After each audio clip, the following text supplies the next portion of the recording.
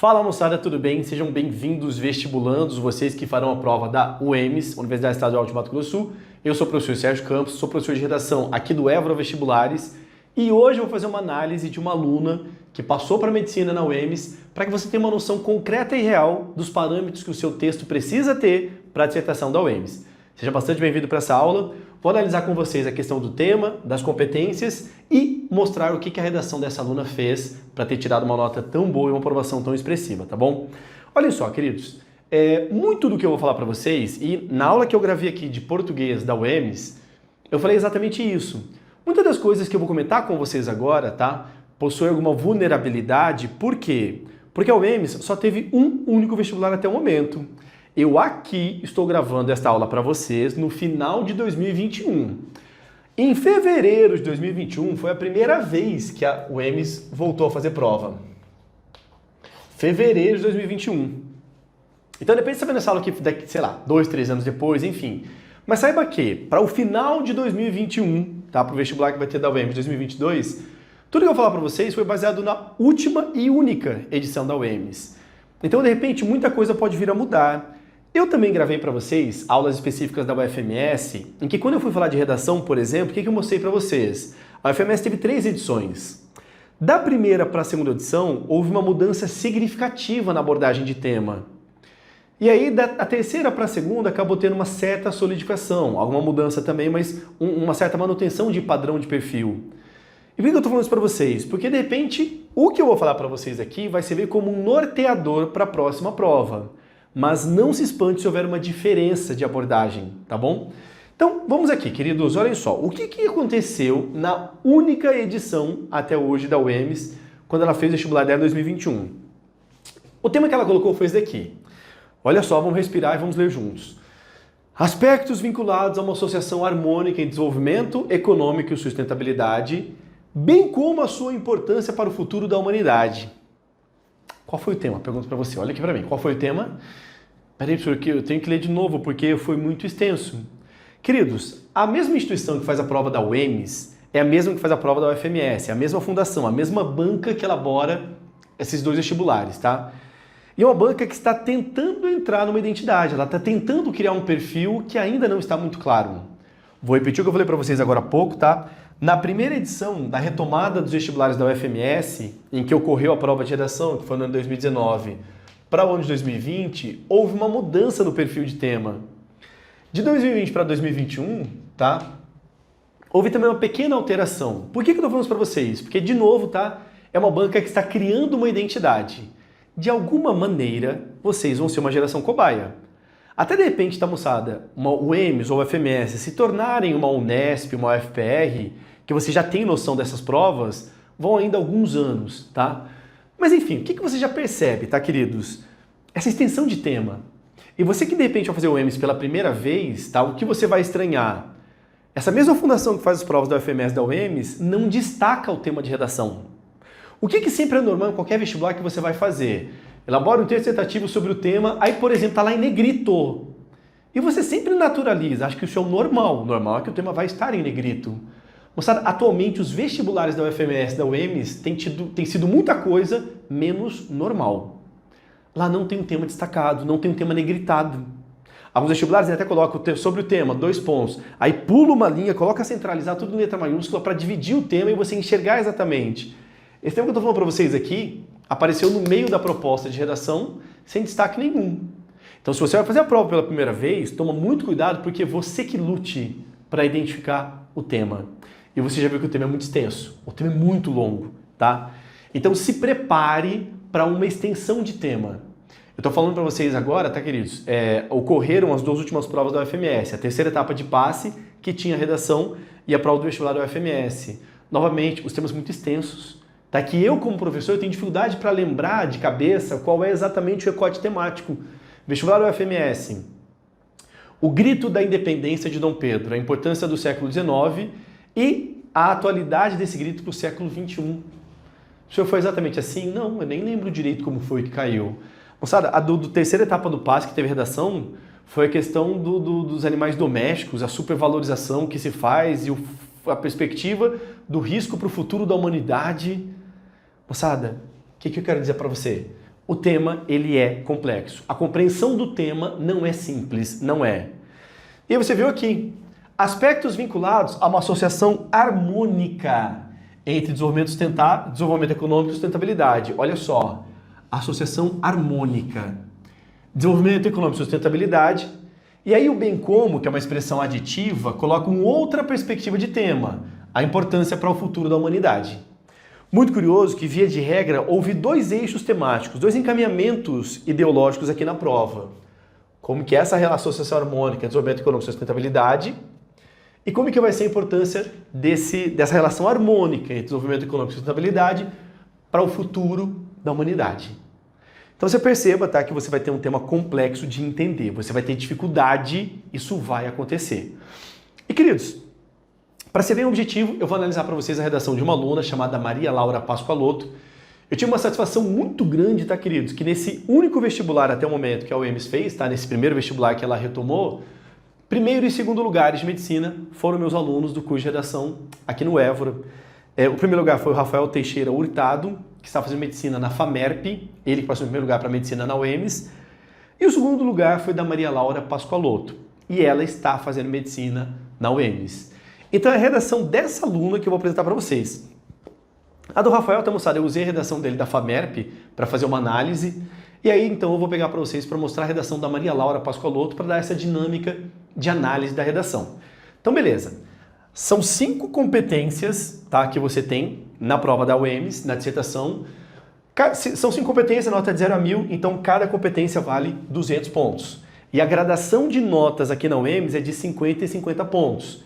Então, estrutura de desenvolvimento dissertativo. O candidato pode tirar 0, ou 50, ou 100, ou 150, ou 200. A gradação de nota por competência é de 50 e 50 pontos, tá? Nesse único vestibular da UEMS não teve nenhum aluno nota 1000. Nenhum. Eu já vou falar para vocês o seguinte, tá, queridos? Infelizmente, a fundação que organiza esses vestibulares, tá, de UFMS e UEMS, não tem tido muita felicidade na elaboração da prova e também na correção. Muita coisa muito obscura, muita coisa sem muita lógica, tá? Então, infelizmente, tem trazido muitos problemas a correção dessa banca que organiza a prova de redação. Eu estou falando isso para vocês por quê? Olha só que coisa diferentona.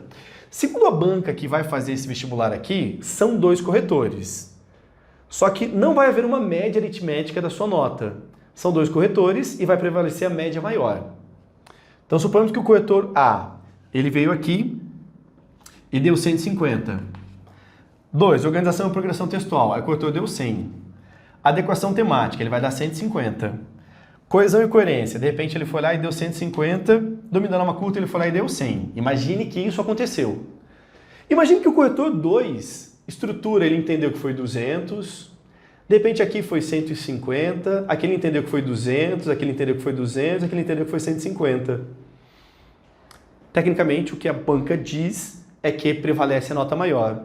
Então você vai eliminar essa, vai eliminar essa, vai eliminar essa, vai eliminar essa, vai eliminar essa e vai considerar só essa daqui. Não há uma média aritmética. E assim, estou falando para vocês por quê, tá, queridos? Eu e mais 4 professores no último vestibular, que foram muito próximos, o EMS e o UFMS, nós trocamos redações de alunos para fundamentar os recursos e tentar entender qual que é a lógica dessa banca para atribuir nota. E uma percepção que nós tivemos, tá, moçada, muito concreta, avaliando as redações de UFMS e de UEMS, é que, de repente, e aí eu estou falando para vocês, quero deixar bem claro, tá, que foi uma percepção de 5 professores de redação conversando sobre esses comparativos.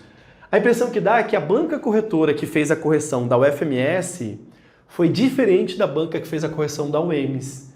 E vou dizer para vocês, tá, queridos? Quem fez a correção da UEMS teve mais coerência. Foi uma correção mais coerente do que da UFMS. Então, de repente, o UFMS, a Universidade Federal, ela tem um âmbito maior, sejam mais alunos e mais corretores. A UEMS, estadual, ela tem um grupo menor de corretores, menor, mais coeso. A coesão nas notas da UEMS foram um pouco melhores, tá? Enfim, feitas essas considerações, eu quero que vocês analisem comigo a redação da Maria Laura Pascoaloto. Olha na tela a redação dela. Essa foi a redação na íntegra. Perceba que ela fez 30 linhas, perceba que ela não colocou o título, tá bom? E aí, volta aqui para mim. Já vou te dar um spoiler que ela tirou 950. Nenhum aluno na UEMS tirou 1000. A nota máxima foi 950. O Rafael, que passou em primeiro lugar, que foi meu aluno, tirou 950, e a Maria Laura, que passou em segundo lugar, também tirou 950. Baseado nesse tema, olha comigo agora a introdução da Maria Laura. Olha na tela. Veja a introdução, você já vê claramente que ela fez em 6 linhas. Veja lá. De acordo com o geógrafo brasileiro Milton Santos, vivemos a revolução do meio técnico-científico informacional. Sendo assim, os avanços tecnológicos se dão cotidianamente e com muita rapidez. Diante desse cenário, foi possível notar o crescimento do conflito desenvolvimento econômico e sustentabilidade, fato qual impõe odiernamente a necessidade de existirem debates para torná-los unilaterais perante o bem-estar social. Posto isso, faz-se preciso discutir os aspectos os quais englobam esses fatores em uma relação amistosa, bem como a profunda importância que a sociedade tem quando se trata da garantia de um futuro para todos. Visualize que ela fez o que aqui, vem para mim. Na introdução da Maria Laura, o que ela fez que você percebe aí? Então vamos avaliar a introdução. Ela faz uma citação, ela usa a ideia do Milton Santos, né, do meio técnico, científico, informacional. Ela começa fazendo uma citação, ela explica a lógica dessa citação e ela traz para o tema. Agora, curioso, o tema foi muito extenso. E o tema trouxe 2 perspectivas, a relação harmoniosa em desenvolvimento econômico e sustentabilidade, além disso, a importância para o futuro da humanidade, né? E perceba que, quando ela vai assimilar para o tema, ela primeiro fala do primeiro recorte temático, do desenvolvimento econômico com a sustentabilidade, e num outro momento, no final do parágrafo, ela deixa bem claro a questão da importância para o futuro da humanidade. Então, uma competência muito, muito necessária na sua introdução. Deixe bem claro que você entendeu a totalidade do tema. Ela não repete exatamente o tema, mas ela conseguiu colocar em forma de paráfrase, em outras palavras, a essência do tema. Introdução muito, muito bem feita, 6 linhas, direta, objetiva. Conseguiu começar explorando uma área de conhecimento, citou essa área de conhecimento, assimilando para o tema. Então foi uma introdução muito bem feita. Agora eu quero que você perceba como que a Maria Laura foi extremamente estratégica no desenvolvimento 1 e desenvolvimento 2. Olha o desenvolvimento 1 na sua tela. Em primeiro lugar, associar desenvolvimento econômico a uma mentalidade sustentável é, indubitavelmente, vital para a humanidade. O que eu quero que você já observe? Desenvolvimento econômico, a mentalidade sustentável. Ela deixa bem claro no tópico frasal o recorte temático que ela vai abordar. Aí veja ali, dentre os aspectos vinculados a essa união, destacam-se 2. O primeiro aborda acerca do pensamento sistematizado, isto é, imaginar os benefícios dela em todos os horizontes da sociedade atual e da futura. Ao analisar esse viés, entende-se que as ações tomadas em conjunto por essas esferas refletirá às futuras gerações, ou seja, as atitudes tomadas hoje podem formar base para um amanhã melhor. O segundo, lembra que ela falou lá na segunda linha, que ela falava de 2 aspectos que destacavam. O segundo se liga à manutenção do ambiente que garante a sobrevivência humana no meio natural e no social. Nesse âmbito, é substancial ressaltar os meios educacionais, uma vez que os polos desenvolvimentista e sustentável estiveram caminhando de maneira harmônica, será plenamente viável educar toda uma geração para que ela perpetue um legado mais fiel à disponibilidade de recursos, como, por exemplo, o investimento em tecnologias, os quais visam implementar a viabilidade de energias e fontes delas que sejam menos agressivas ao meio ambiente, assim como a articulação mais eficiente sobre o descarte daquilo que outrora for utilizado, direcionando a um correto fim, como a reciclagem. O que foi muito estratégico e inteligente da Maria Laura nessa redação? Ela, no tópico frasal, já deixa bem claro o recorte temático. Ela já deixa bem claro para o corretor que ela vai falar sobre essa relação harmônica, desenvolvimento econômico e sustentabilidade. Na sequência, ela fala que são 2 fatores importantes e muito interessante. Linguisticamente, ela destaca o primeiro, o segundo. E muito legal também, tá, queridos, o fato de ela abordar exemplos concretos. Ela faz afirmações e cita exemplos. Eu vou fazer uma cola aqui do meu lado. Quando ela fala, por exemplo, no final do desenvolvimento 1, a questão específica de reciclagem, por exemplo. Então, aqui ela faz menção a um caso concreto para fundamentar toda a teorização dela. Percebam que ela utilizou períodos curtos, diretos, objetivos e o tempo todo enquadrado naquilo que ela se propôs a escrever. Então, legal? Agora, curioso, lembra que o tema tinha 2 eixos temáticos? Desenvolvimento econômico e sustentabilidade? No momento 2, você vai ver que ela vai abordar exatamente aqui, a importância para o futuro da humanidade. Só que ela usou uma estratégia muito legal. Olha aí na tela. Em segundo lugar, é fundamental ressaltar a importância desse cenário harmônico para o futuro da humanidade. Percebe que, de novo, no tópico frasal, ela deixa claro o recorte temático. Nesse ínterim, o livro Cantos de Terra, do escritor sul-mato-grossense Manuel Marinho, retrata de maneira ímpar a necessidade da terra para a sobrevivência humana. A exemplo disso, tem-se a referência ao plantio, à colheita e à vitalidade que dela emana. Não obstante, fora dos poemas do Douradense, a terra tem seu poder complementado quando o ideário desenvolvimentista se adequa a ela e ao respeito. Com isso, fica mais viável o processo de manutenção do meio que faz possível a existência da vida humana e de todos envolvidos numa biosfera.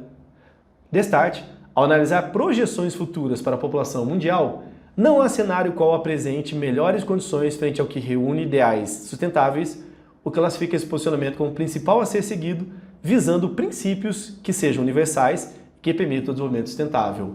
Olhando aí na sua tela, ela faz uma citação regional desse escritor sul-mato-grossense Manuel Marinho.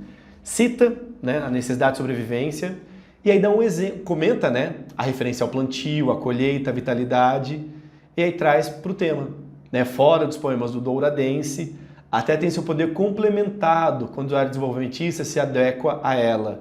Percebe que ela mantém o que ela falou no tópico frasal, que é a importância do cenário harmônico para o futuro da humanidade. E ela finaliza dizendo que não há cenário que apresente melhores condições frente aos ideários sustentáveis. Queridos, foi uma sacada muito boa, porque a UEMS tem uma pegada muito regional. Na aula de português, em que eu expliquei para vocês como que é a prova de linguagens da UEMS, eu ainda falei, até a prova de linguagens é regionalizada. A UEMS é a mais regional das universidades de Mato Grosso do Sul. Então, você percebe, nas provas de português, por exemplo, canções, letras para serem interpretadas que são regionais. E qual foi a sacada gigantesca? A Maria Laura, sabendo que a UEMS tem essa pegada regional, ela cita um autor da literatura regional. E não é só por isso que ela tirou a nota boa, porque de repente assim, professor, então é só eu colocar um autor de Mato Grosso do Sul que já era, Aí depois vem todo frustrado, nossa, professor, eu citei lá o Almir Sater, caramba, eu falei do Manuel de Barros e eu tirei ponto. O que eu sempre falo para os alunos, não é o que você faz meramente que te dá ponto ou tira ponto, mas é o como. Percebe que a Maria Laura, o que ela fez, citou um autor regional, a ideia foi boa. E o como ela fez que foi fundamental, porque ela cita, ela explica e ela traz para o tema. E agora, para finalizar, eu quero mostrar para vocês como que ela fez a conclusão. Veja aí. Sem propósito de menção, obviamente, portanto é imprescindível ressaltar os aspectos vinculados a essa temática. Dentre eles estão a análise da sociedade como um sistema integrado pelo meio de Milton Santos e a educação fundamentada nesse ideário, a qual visará mantê-la em funcionamento. Somado a isso, a importância desse assunto está ligado ao fato de ele proporcionar a manutenção da vida, além de impulsionar um viés de melhora dela e, consequentemente, sua perpetuação. Destarte, como entendimento disso, poder-se-á vislumbrar uma solução em parceria com o ambiente, o qual dê a este a mesma importância que o autor Emmanuel deu ao discorrer sobre ele em seus poemas. Queridos, conclusão tradicional não tem um aspecto novo como é no Enem, por exemplo. O que é uma conclusão do Enem? Você vai apresentar um fato novo, proposta de intervenção. Dissertação tradicional, na conclusão, você faz o quê? Retomada de tema e retomada de suas argumentações. Foi o que a Maria Laura fez. Quero que você dê uma olhada agora na tela. Esta é a incrível Maria Laura Pascoaloto e essa foi a nota que ela tirou. Ela tirou 950. Percebe que ela perdeu ponto na competência 4, coesão e coerência? E isso daqui é estranho, tá? Por quê? Volta aqui para mim. Ela teve 2 erros de vírgula no desenvolvimento 1 e ela teve um erro de crase no desenvolvimento 2. Talvez ela perdesse ponto aqui de norma culta. Mas a banca não tirou ponto de norma culta. Alguns corretores tiram ponto somente coesão e coerência. Foi onde ela tirou ponto. Enfim, foi 950, uma nota à altura do que ela produziu. E você tem agora um caso concreto sobre o que de um parâmetro, sobre o que você tem que fazer na sua redação da UEMS. Espero de coração que essa aula tenha contribuído para você, espero que tenha sido produtiva e que ela sirva como algum direcionamento para te ajudar na sua prova. Um abraço de coração para vocês, boa prova, tchau, tchau.